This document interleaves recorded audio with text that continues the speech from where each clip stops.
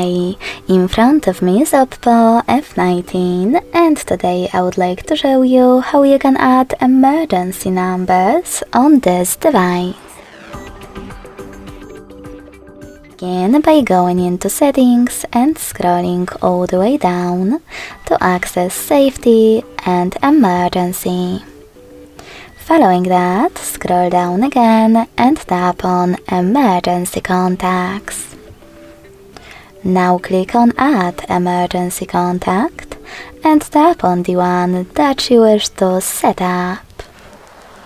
You can do exactly the same to all the other ones you need.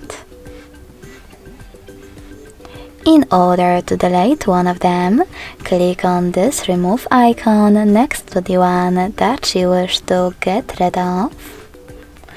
And make sure that this switcher next to show info when locked is enabled.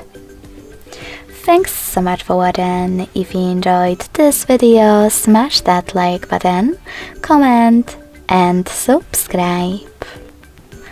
Bye!